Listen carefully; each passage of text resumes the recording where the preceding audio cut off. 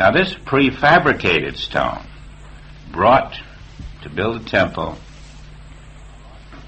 is the wisdom of the inner Father, which alone can build your consciousness of the soul body. You're turning away from the outer, aren't you, in the silence? You can't just walk around with your eyes closed or your ears with little things in them. You're going to hear dynamite. You're going to hear airplanes and glass shattering because of the supersonic plane. You're going to hear all kinds of sounds as we do. But that won't be just here. It's wherever you are.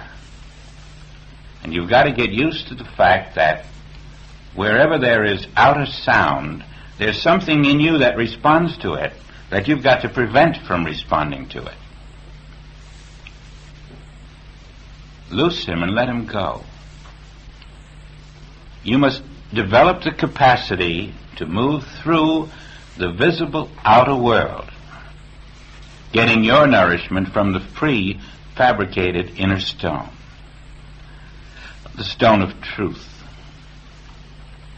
the eternal truth, the inner bread. And so pretty soon we're developing a capacity to detach. We hear it, we see it, we touch it, but we are more detached daily as we recognize the need to build the soul body. Perhaps earlier we had no motive other than maybe human comfort. Now we know that every time we can overcome anything in this human world, we are just that much further ahead in our soul body. The soul body is developed by your capacity to overcome the sense of a physical world. Sometimes you get so you invite the challenges. You know, you develop a capacity where you feel capable and you're so happy about it that you want more of a test.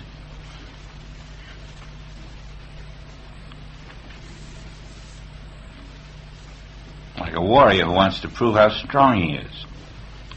We develop a capacity to meet the challenge, and we want more challenges. And the reason we want them is because every challenge is an opportunity to develop the soul body consciousness to a greater extent. The whole world teaches you in that manner. You think of it as, why is it here? It's part of a magnificent plan. Everything in this world is a temptation to accept it as what it appears to be. And in overcoming the temptation of accepting it as it appears to be, you develop this inner silence which can not respond. And in this inner silence, which is non-responsive, non-reactive, non-resistant, non-resentful, finally, you catch on, it's only the world mind in you that was resentful and responsive to the outer world and its problems. The same world mind that created them tries to make you react to them. And when you're onto that little trick of the world mind, you see that the inner silence, which receives direct guidance from the Spirit, is made possible by your purification of the sense evidence which has piled up through the centuries. That's what the inner temples are all about in this outer courtyard and the inner courtyard. These are degrees of purification. All of the ceremonies represent degrees of purification.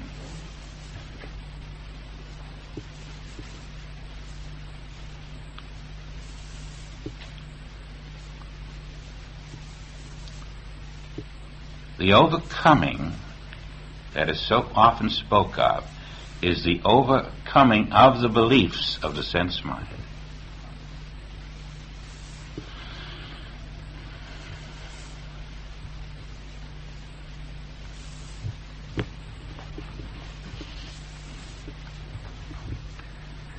The door for the middle chamber was in the right side of the house, and they went up with winding stairs in the middle chamber and out of the middle into the third.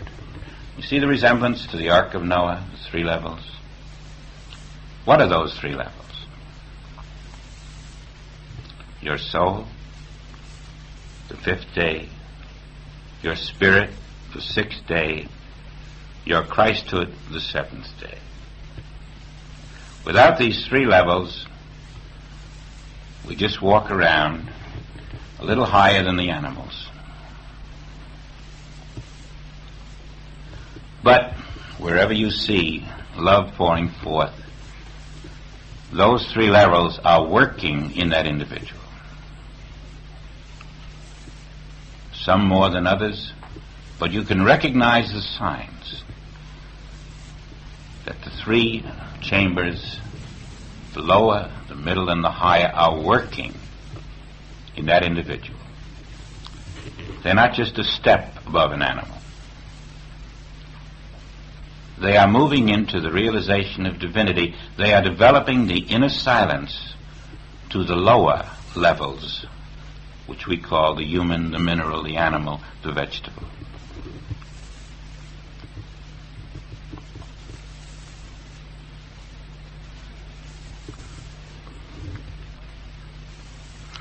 We're jumping over to the 24th verse.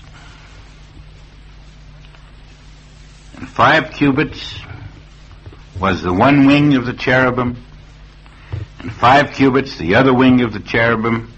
From the uttermost part of the one wing unto the uttermost part were 10 cubits. It's the same as Solomon being 19 years old. The 2 cherubim were 10 cubits. The male, the female, the inner and the outer united, so that the tree of life within is expressing its fruitage without. It is a statement about oneness, outer and inner, synchronized. So that's why we forget the outer. The outer will take care of itself if you've got the inner. If you haven't got the inner, your outer is just frustration. If you've got the inner, the outer will flow. The kingdom will become the outer, or the added things. And these 2 cherubim, their wings are touching. The union of the male and the female attributes, the union of the inner and the outer, is the sequence and the secret of our harmony. Now, when your will is the inner, those 2 cherubim aren't touching. You're not in the 10 cubits. When your will is the inner,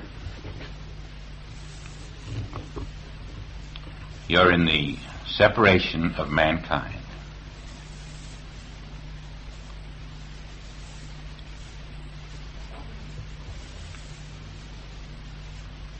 Now suppose again you were in the Spirit, and the Father said, what would you wish? What would your answer be?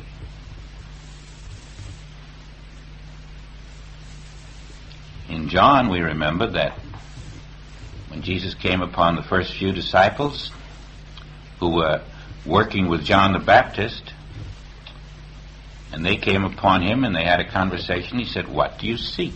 It's the same as God saying within Solomon, what do you wish? What do you seek?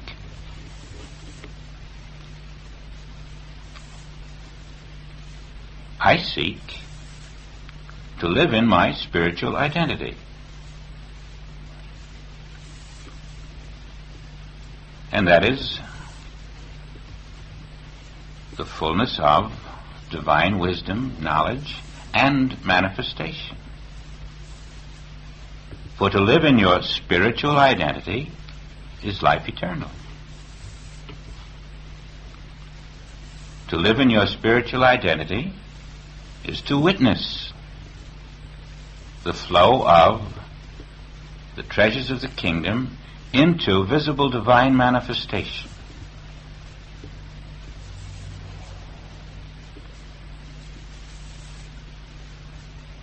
when we're told to pray, forgive us our debts as we forgive our debtors,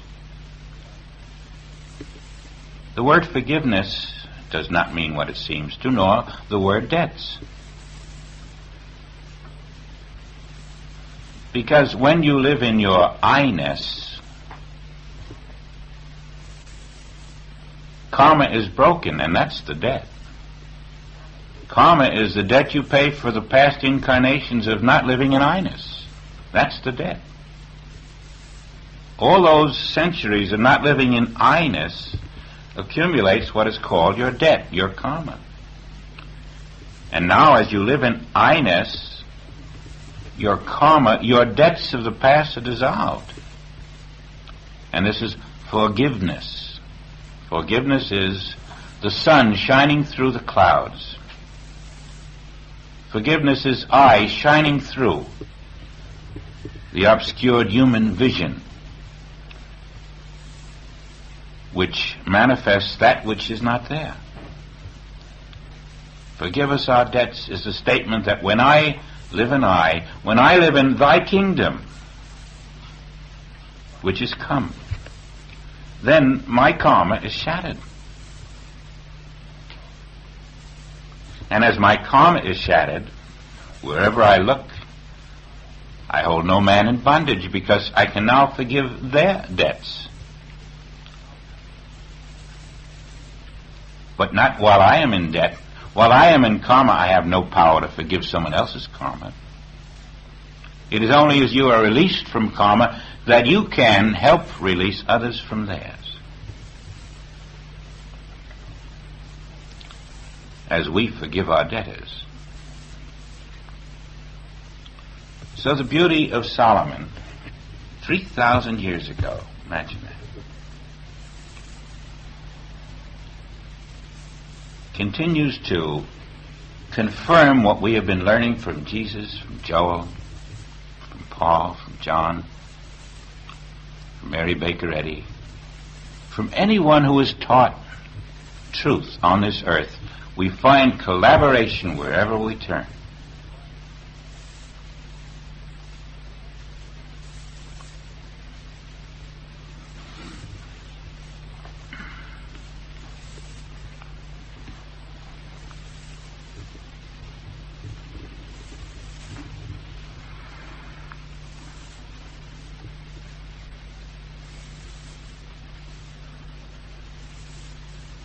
And the other cherubims, the other cherub was 10 cubits. Both the cherubim were of one measure and one size. That means they had brought the outer and the inner into equilibrium or polarity. There was a balance. There wasn't all this will inside and nothing showing for it. And if you remember, there is a constant statement by the Master, faith is nothing without works. The balance, then, is when your faith is balanced by your works. All this verbal faith is nothing. I believe means nothing. Your mind can never really believe. But when your works are balancing off your faith, it is because you have attained soul consciousness. And when you attain soul consciousness, you will find your faith and your works are of the same size.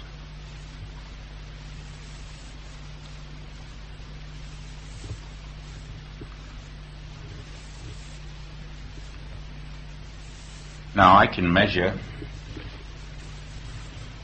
then within myself whether I am developing my soul consciousness by whether or not my works are beginning to show forth in proportion to my faith.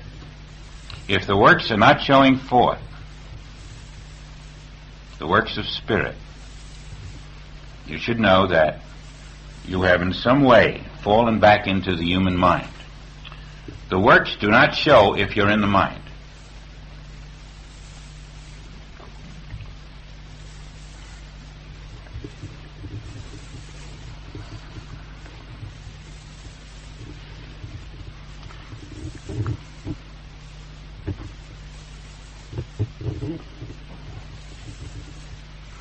And he set the cherubim within the inner house, and they stretched forth the wings of the cherubim, so that the wing of the one touched the one wall, and the wing of the other cherub touched the other wall, and their wings touched one another in the midst of the house. When you live in your soul consciousness further, there will be no inner and no outer. There will just be the kingdom. The outer vanishes. The inner vanishes. The veil of separation between here I do this and out there it appears is gone. And this is the fullness of being. Some of you have had that experience. When there was no inner and outer, it was all one. Now that is the meaning of speaking with tongues. When your inner and your outer are one, you are speaking with tongues. You are manifesting instantly the inner divine will.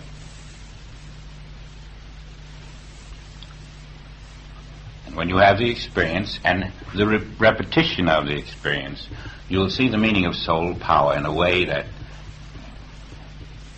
makes human power look silly.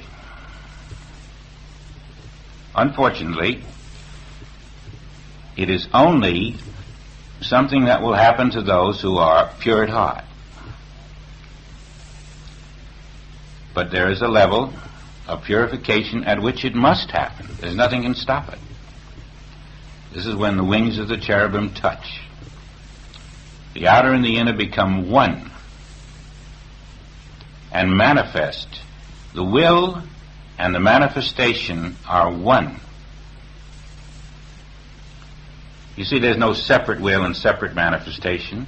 It just appears that way to us because of time. But in the oneness, the completed oneness, where time does not exist, manifestation and will are simultaneous. When it happens to you, sit back quietly and think about it.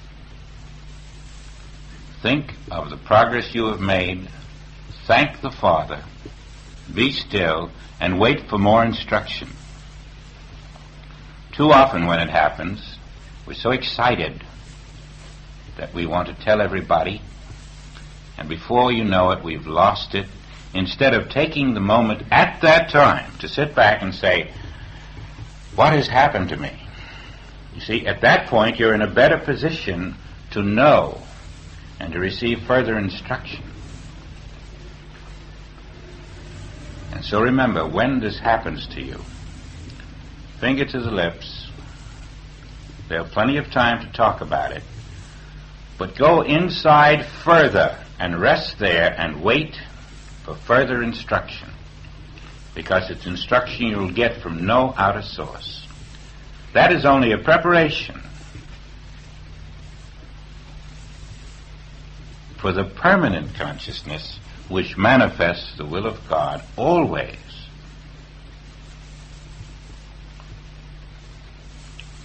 All of these things may be a little ahead of us in time. It's good to know about them, because when they happen, often we are so frightened, we really are out of our wits. And sometimes we have prevented our real demonstration by recoiling, backing away, saying, wait, Father, I'm not ready for that. We've all done that. It just becomes too much, too overpowering, and we can feel something being taken away from us that leaves us not in control. We don't like that feeling. And yet that spirit saying, trust me. Let go. Stop being a mortal being.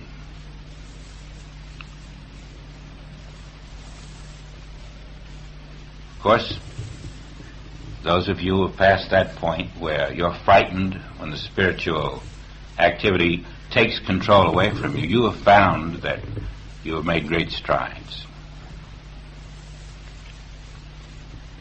You've got to float down the river like Moses, in a basket, wherever the tide takes you.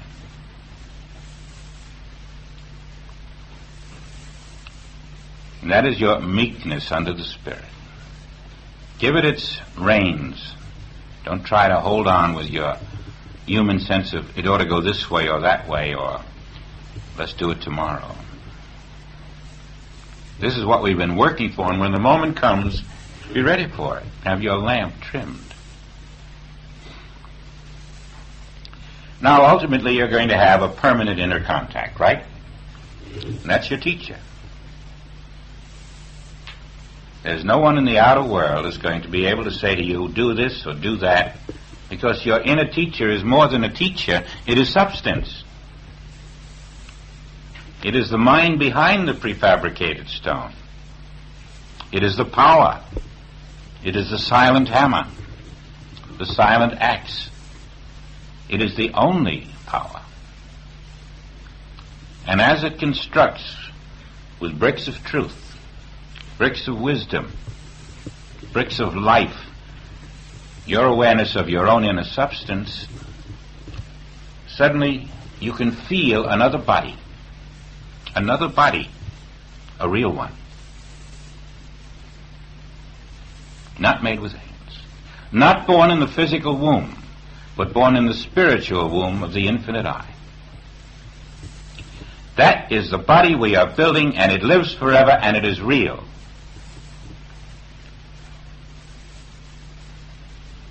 And when that is your body, please remember that although millions of others are unaware of it, it is their body. It is the infinite, invisible body. And you must find your way to it through the soul as it builds the temple, not made with hands. That temple becomes your conscious awareness of your infinite, invisible body. Present now, real now, living now.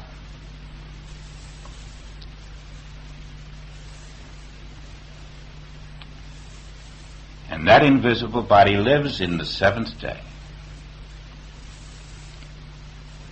All other days are in the seventh day.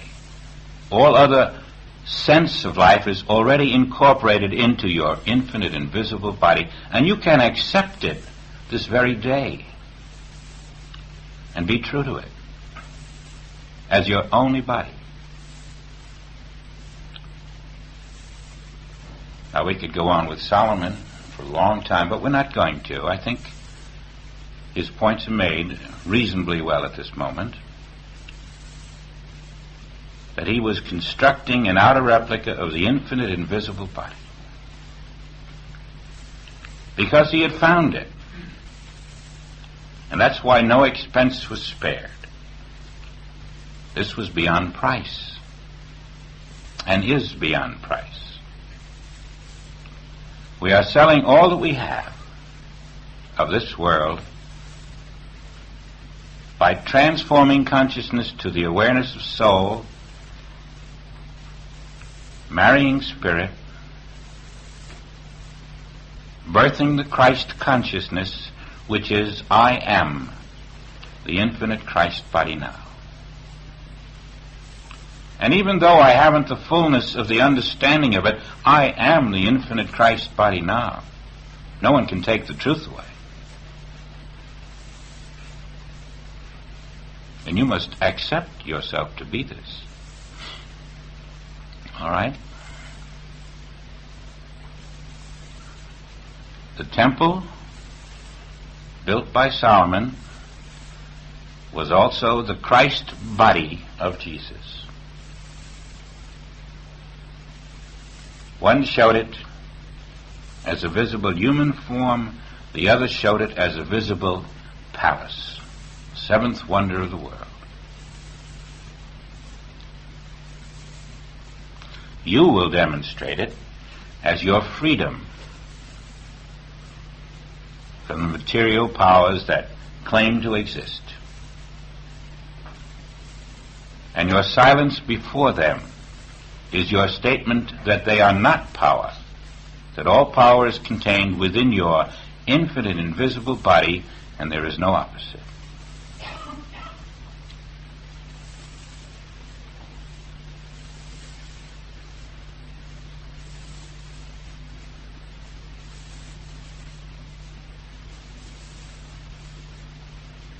Yesterday I was chastised for speaking beyond the tape. We lost some of the words, somebody said. So today I will not speak beyond the tape.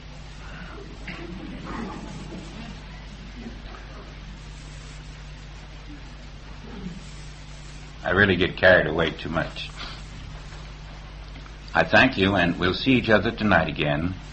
And I think we can now go into the fifth commandment, Father, Mother.